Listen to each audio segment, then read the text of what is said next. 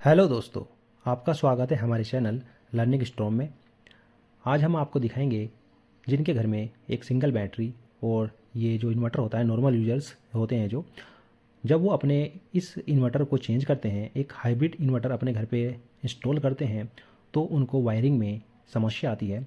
तो उस वायरिंग को समस्या को दूर करने के लिए हम आपको इस वीडियो में बताएंगे कि आपको किस तरीके से अपने घर की वायरिंग को करना चाहिए, किस तरीके से कौन कौन सी वायर्स को कहाँ पे लगाना चाहिए, तो जो कि आपको अच्छी तरह समझ में आ जाएगा। तो बने रहिए दोस्तों, मैं आपको डायग्राम के सहायता से आपको समझाऊंगा कि प्रॉपर वायर्स को आपको कहाँ कहाँ पे इंस्टॉल करना चाहिए। ओके दोस्तों, तो बने रहिए वीडियो में, दिखाते हैं आपको डायग्राम्स।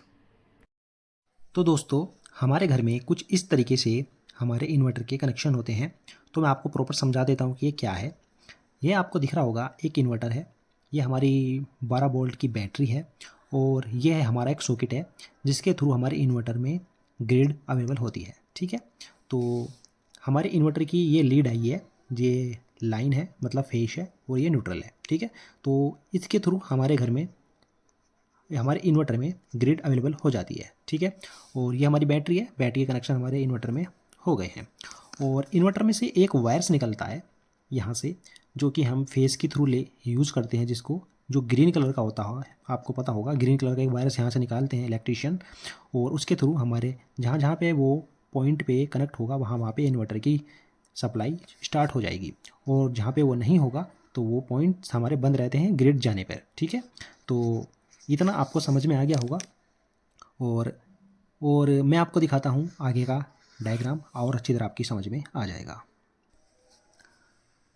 तो दोस्तों, अब हमने इसमें क्या किया है, ये जो हमारे इन्वर्टर का जो सॉकेट होता है वहाँ से हम एक ग्रीन कलर का वायर निकालते हैं, आपको पता होगा।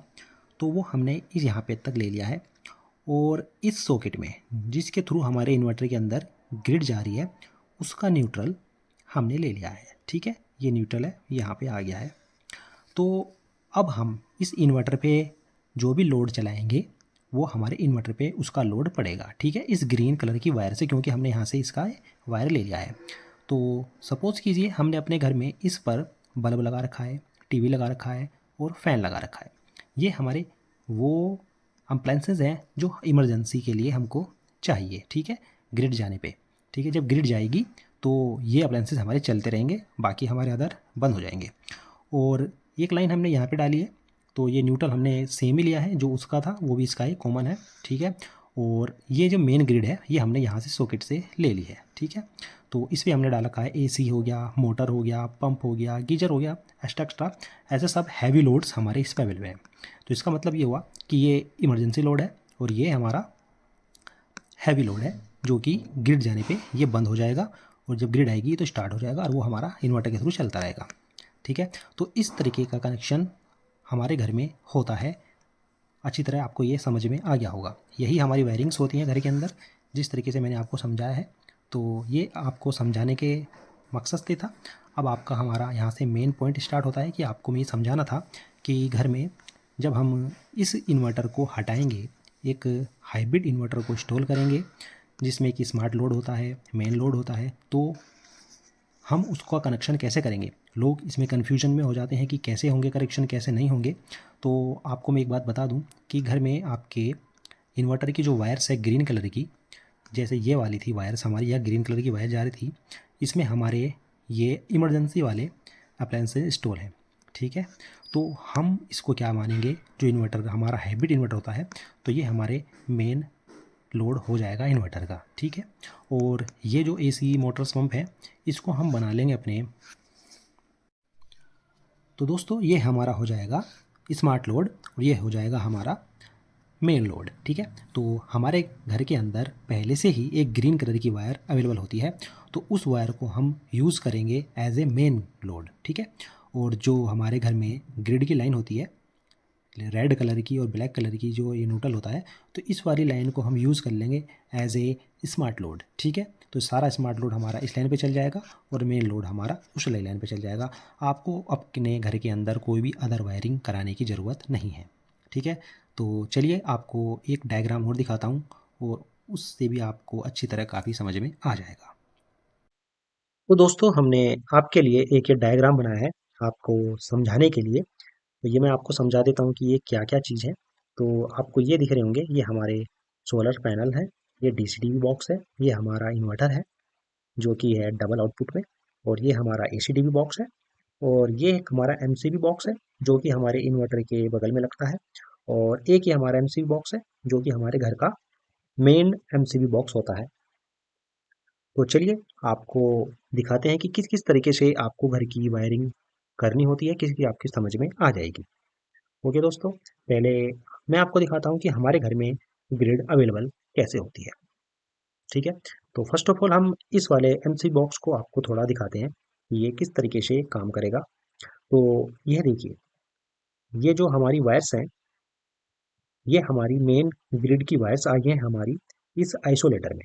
ठीक है, आपके घर में जो पहले पोल से वायर्स आती है, एक मेन आइसोलेटर में आती है।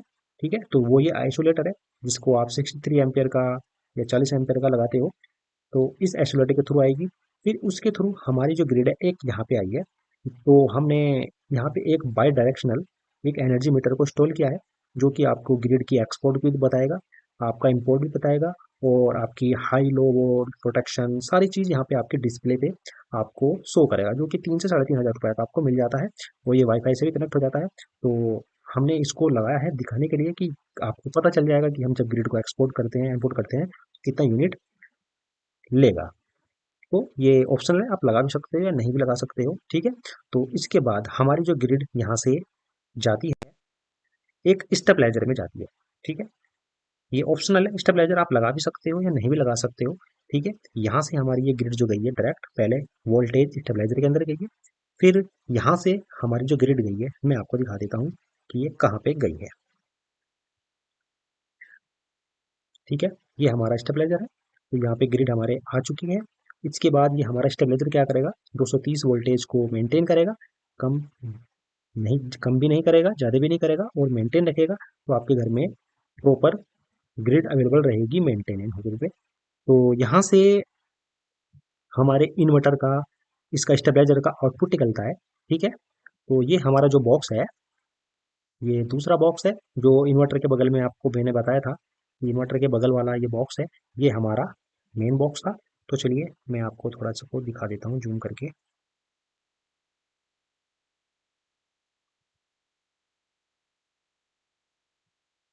ये देखिए, यहाँ से हमारी आउटपुट की वायर्स निकली हैं। ठीक है, ये दो वायर्स यहाँ पे गई हैं।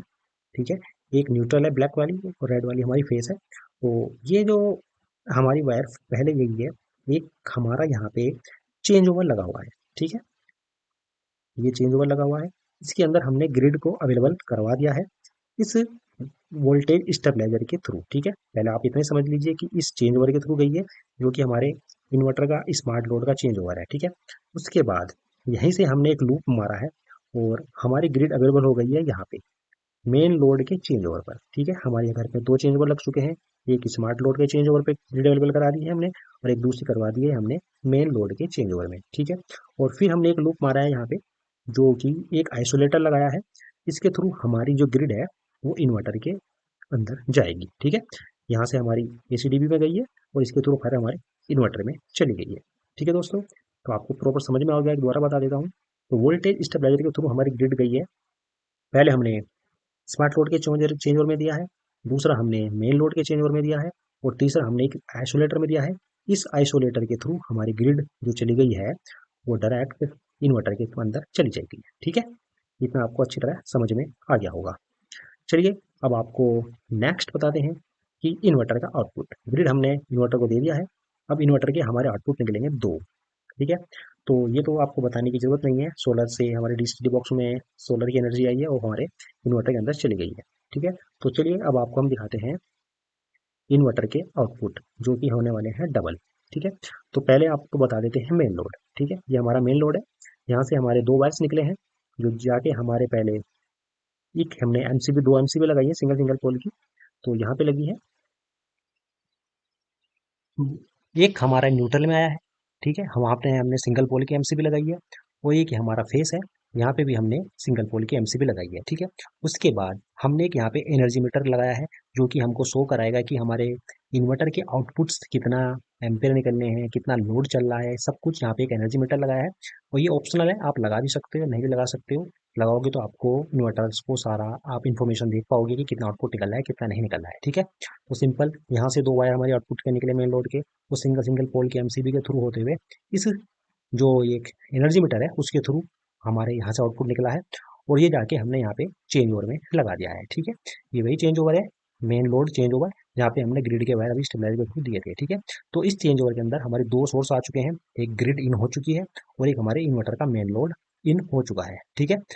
तो उसके बाद आपको दिखाते हैं स्मार्ट लोड की सेटिंग्स कहाँ पे क्या निकली है। तो दूसरा हमारा सोर्स ये स्मार्ट लोड का निकला है, सेम कनेक्शन वही करे हैं हमने, सिंगल सिंगल वायर के लिए हमने एमसीबी लगाई है सिंगल पोल की, उसके थ्रू एक फिर हमने एक एनर्जी मीटर लगाया है, जो ये लगाया था इसी तरीके से ये भी लगाया है। और उसी के थ्रू फिर ये हमने एक हमारा स्मार्ट लोड का चेंज ओवर था, ये भी इसके थ्रू इसमें लग चुके हैं, ठीक है। सिंपल सा था, सिंगल पोल के एमसीबी के थ्रू होते इस मल्टीमीटर जो है इसके थ्रू होते हुए ये हमारे चेंज ओवर में लग चुके हैं।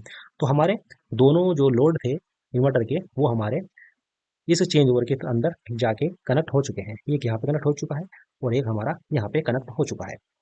अब आपको बताते हैं कि आगे अब ये इन्वर्टर का आउटपुट जो निकलेगा वो कहाँ से जाएगा। तो इस चेंज ओवर का दो हमारा जो आउटपुट निकला है, ये देखिए मेन लोड का आउटपुट, ये दो जो हमारी वायर्स जाके लगी हैं यहाँ पे जाके लग गई हैं, ठीक है। तो यहाँ पे हमने एक लगाया है मेन लोड आइसोलेटर। अगर आपको अपने इस इन्वर्टर का मेन लोड को डिस्कनेक्ट करना है तो आप यहाँ के इसके थ्रू आइसोलेटर के थ्रू डिस्कनेक्ट कर सकते हो, ठीक है। तो यहाँ पे आके ये हमने लगा दिए हैं। और जो स्मार्ट लोड के वायर्स ये हमारा आउटपुट निकला है, ये जाके हमने ये देखिए यहाँ पे ये लगा दिया है, ठीक है। ये दो हमने दो आइसोलेटर लगाए हैं, ये ऑप्शनल है, आप लगा भी सकते हो या नहीं भी लगा सकते हो। वैसे आप इस चेंज ओवर के थ्रू भी ग्रिड को अगर ये इसमें लोड को कनेक्ट डिस्कनेक्ट करना है तो वो भी आप कर सकते हो, ठीक। यहाँ से भी कर सकते हो, यहाँ से भी कर सकते हो और यहाँ से भी कर सकते हो, ठीक है। तो ये ऑप्शनल है, आप इसको लगा भी सकते हो या नहीं लगा सकते हो, ठीक है। तो ये हमारा जो पोर्शन था, जो स्मार्ट ये इन्वर्टर के पास जो हमारा एमसीबी बॉक्स था, ये आपको अच्छी तरह समझ में आ गया होगा। अगर नहीं आया तो आप वीडियो को थोड़ा पॉज करके थोड़ा रिपीट करके दोबारा देख सकते हो, ठीक है। तो चलिए अब आपको जो घर का हमारे मेन घर का एमसीबी बॉक्स होता है आपको वो समझा देते हैं ये किस तरीके से काम करेगा, ठीक है। तो यहाँ पे हमारे दो सोर्स आ चुके हैं, ठीक है। एक तो हमारे ये मेन लोड का और ये आ गया हमारा स्मार्ट लोड का, ठीक है। तो यहाँ पे हमने अपने इस बॉक्स को दो पार्ट में डिवाइड किया है, ठीक है। ये देखिए ये मेन लोड है, मेन लोड की एमसीबीज हमारी ये हैं 1 2 3 4 5 6, और स्मार्ट लोड की हमारी ये है, ठीक है। तो हमने क्या किया है, जो न्यूट्रल होता है, ठीक है, वो जाके हमने यहाँ पे कॉमन कर दिया है, ठीक है, इस वाले का भी और इस वाले का भी, ठीक है। तो न्यूट्रल कॉमन होता है, कोई प्रॉब्लम नहीं है। उसके बाद जो ये फेस निकलेगा वो आप यहाँ पे लगा दीजिए और स्मार्ट लोड का फेस आप इन वाले एमसीबीज में लगा दीजिए। तो ये जो पोर्शन है ये हमारे स्मार्ट लोड के कनेक्टर हो जाएंगे। स्मार्ट लोड में आप क्या क्या लगाना चाहते हो, और ये हमारा जो हो जाएगा मेन लोड में, ठीक है। तो स्मार्ट लोड में आप वही एसी, गीजर, मोटर, पंप सारी चीज़ लगा सकते हो। और यहाँ पे अपना आप मेन लोड जो हो गया उसको कनेक्ट कर सकते हो, ठीक है। जैसे हमारा पंखा हो गया, फैन हो गया, बल्ब हो गया, टीवी हो गया, इस तरीके से लगा सकते हो। तो ये था हमारा डायग्राम, जो कि आपको अच्छी तरह समझ में आ गया होगा कि ये किस तरीके से काम करेगा। अगर नहीं आया है तो आप कमेंट करके मेरे से कंफर्म कर सकते हो और थोड़ा सा वीडियो को पॉज करके देख सकते हो, ये पूरा डायग्राम अच्छी तरह आपकी समझ में आ जाएगा। ओके दोस्तों, और वीडियो को अगर आपको वीडियो हमारी अच्छी लगी हो तो हमारी वीडियो को लाइक करना और हमारे चैनल को सब्सक्राइब करना। और ऐसी ही वीडियोस हम अपने चैनल पर लाते रहते हैं, और बने रहिए हमारे चैनल पर। तब के लिए दोस्तों बाय बाय।